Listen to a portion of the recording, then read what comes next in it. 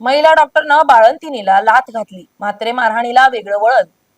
डोंबिवलीच्या शास्त्रीनगर रुग्णालयातील महिला डॉक्टर, परिचारिका आणि आरोग्य कर्मचाऱ्यांवरील कथित मारहाण प्रकरणात मोठी अपडेट समोर आली आहे. अटकेनंतर ठाणे सिव्हिल रुग्णालयात उपचार घेत असलेल्या शिवसेना नगरसेवक रमेश म्हात्रे यांना व्हिडिओ कॉन्फरन्सिंगद्वारे न्यायालयात हजर करण्यात कल्याण न्यायालयाने नकार दिलाय. न्यायालयाने त्यांचा प्रत्यक्ष कोर्टात हजर करण्याचे आदेश दिलेत. तसेच ज्या डॉक्टरांना या प्रकरणात मारहाण झाली त्या डॉक्टरांवरही रुग्णांनी गंभीर आरोप केल्याचं या प्रकरणाला आता नवीन ट्विस्ट आलाय. हे सगळं प्रकरण कसं नव्या वळणावर पोहोचलंय पाहूया ते रिपोर्ट मधून.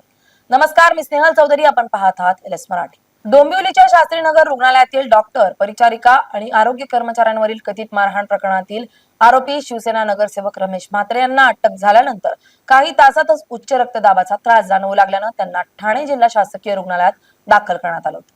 त्यामुळे त्यांना कल्याण न्यायालयात प्रत्यक्ष हजर करण्यात येणार की व्हिडिओ कॉन्फरन्सिंगद्वारे सुनावणी होणार याकडे सर्वांचं लक्ष लागलं होतं.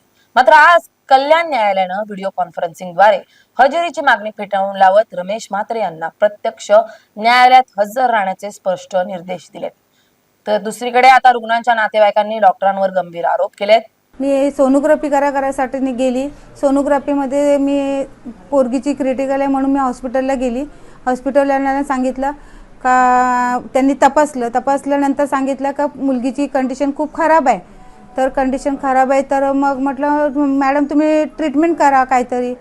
तर मग आमच्याकडे बेडच नाही आहे. त्यांचा आम्ही जसं 6 वाजल्यापासून आम्ही तिथे जेव्हा गेलोय तेव्हापासून त्यांनी एकच टप्पा धरलेला, तुम्ही सायनला घेऊन जा, इथे बेड नाही आहे, ऑक्सिजन लेवल नाही आहे, तुम्ही सायनला. मी रिक्वेस्ट केली, त्यांना पाया पडलो का मॅडम आमची कॅपॅसिटी नाही आहे तेवढी, बाहेर आम्ही प्रायव्हेटमध्ये पण जाऊ शकत नाही आणि सायनला पूर्ण सायन डुबलेलं आहे. 4-5 घंटे जाणार आणि तोपर्यंत माझ्या मुलीचं काय झालं असतं तर आम्ही काय करू शकतो मॅडम? तुम्हीच सांगा. आम्ही डॉक्टरांना आम्ही देव मानतोय, मग तुम्ही देवासारखे तर तुम्ही आम्हाला काय पर्याय सांगा. आम्हाला तुम्ही 6 वाजल्यापासून तर 9 वाजेपर्यंत माझ्या पोरगीला तडपडत ठेवली त्या लोकांनी, पण त्यांनी काय ट्रीटमेंट पण केली नाही आणि बेडच नाही म्हणून सांगितलं. म्हटलं एक नॉर्मल डिलिव्हरीची पेशंट होती, ठीक आहे म्हटलं आम्ही 1 तास थांबतो. एक लेडीज म्हणजे ऑक्सिजन म्हणजे त्या मुलाला जर ऑक्सिजन लेवल नसेल पाहिजे असेल तर मग म्हटलं माझ्या मुलाला मिळेल, माझ्या नातीला मिळेल. तुम्ही इथं पण मला इथंच सीजर करायचं आहे आणि मला इथंच ठेवायचं आहे माझ्या मुलीला, कारण का आमची कॅपॅसिटी नाहीये. पुढे काय झालं मग? तुम्ही काय केलं पुढे? मग पुढे त्यांना आम्ही रिक्वेस्टच करतो. ते लोक बोलतात सायनलाच घेऊन जा. 6 वाजल्यापासून ते 9 वाजेपर्यंत त्या लोकांनी एकच टप्पा ठेवला, तुम्ही इथे काहीच नाही. नगरसेवक रमेश नंतर मग मला त्यांनी पर्यायच नाही, ते नाहीच बोलायला लागले म्हणून दादांना मला फोन करायला लागले. मी दादांकडे खूप रडली. दादा असं बोलतात का सायनला घेऊन जा, पण सायन पूर्ण डुबले तर आता मी मुलीला काय करू? माझी पोरीचा मध्येच रस्त्यात काय झालं तर मी काय करू?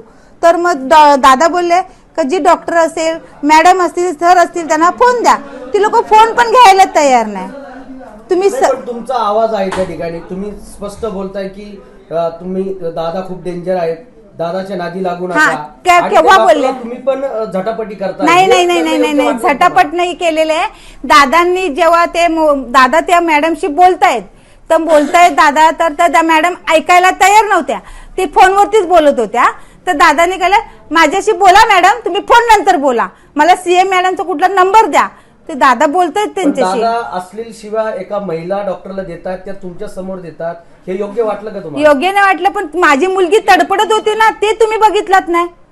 माझ्या पोरीचा जीव गेला असं ते तुम्ही बघितलं ना. दादाने माझ्या मुलीला बघितलं, बेडवरती माझी मुलगी तडपडते. तुम्ही सायनला घेऊन जा दादा बोलतायत. सायनला घेऊन जाण्याची परिस्थिती डॉक्टर नव्हतीच. आता कुठल्याही पद्धतीची सुविधा जी आहे त्या ठिकाणी नाहीये आणि तुमचे दादा या ठिकाणचे नगरसेवक आहेत, 30 वर्ष नगरसेवक आहेत, तुम्ही स्वतः त्या ठिकाणी सांगतायत.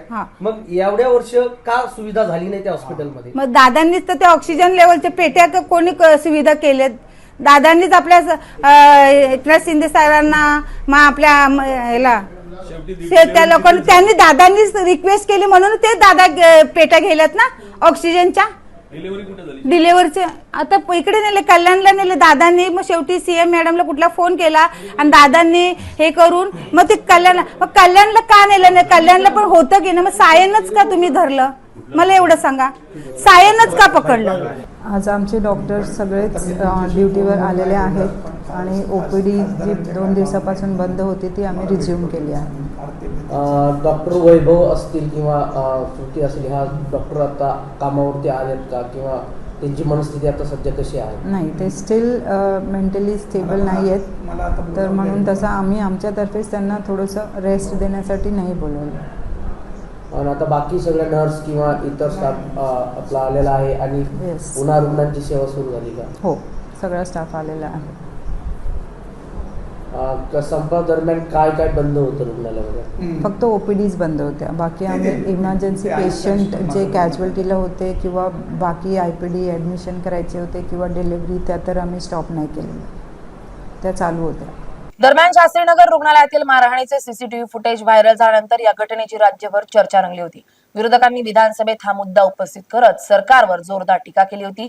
आमदार रोहित पवार आणि आमदार आदित्य ठाकरे यांनीही रुग्णालयाला भेट देऊन जखमी डॉक्टर, परिचारिका आणि आरोग्य कर्मचाऱ्यांची भेट घेत आरोपींवर कठोर कारवाईची मागणी केली होती. वाढत्या राजकीय आणि सामाजिक दबावानंतर पोलिसांनी बुधवारी सायंकाळी रमेश म्हात्रे यांना अटक केली. वैद्यकीय तपासणी दरम्यान त्यांचा रक्तदाब वाढलेला आढळल्यानं त्यांना उपचारासाठी सिव्हिल रुग्णालयात दाखल करण्यात आलं.